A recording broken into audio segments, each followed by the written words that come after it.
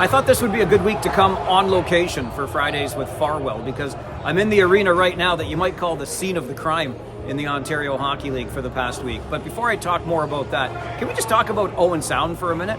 They've done everything except roll out the red carpet since I got here. What great folks here in Grey County. Love them. And by the way, best fries in the league here at the Bayshore. Anyway, you might call this the scene of the crime because just about right behind me here on the ice at the Bayshore last week, Jackson Stewart of the Attack and Sawyer Bolton of the London Knights dropped the gloves and got into a pretty dandy Donnybrook, if you will. There were fisticuffs, there were punches thrown, and I'll tell you this for free, the crowd absolutely loved it.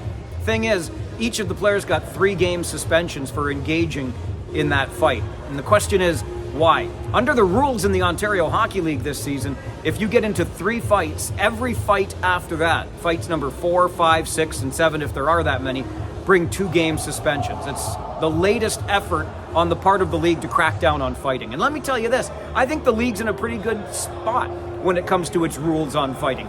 You don't have the quote-unquote designated goon in this league anymore. You don't have older players bullying younger players or goading them into fights that they don't want to be in. The league is in a really good place on this. So why the 3-game suspensions for players who have not yet had 3 fights on their card this season? Neither Jackson Stewart nor Sawyer Bolton have fought 3 times. The 3-game suspension in this case comes because it was determined that this fight was staged. Well, staged how? Did it start in the pre-game warm-up? No. Did it start at the opening face-off of the game or the period? No. Did it start before a puck was dropped on any face-off? No, again. These 2 guys, by all accounts, did agree earlier in the night that this would be the night they dropped the gloves with one another. But about 6.5 minutes into the game, after a puck was dropped and the play was underway, they dropped the gloves and they had a fight.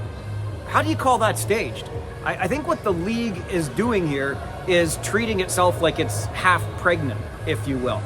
It really doesn't want fighting in the game at all, but it hasn't actually come out to say that. So my message to the Ontario Hockey League is this: come out and say you don't want fighting at all. Again, I will tell you that I think the rules you have are really good rules. We've got a good, safe league with strong rules around fighting.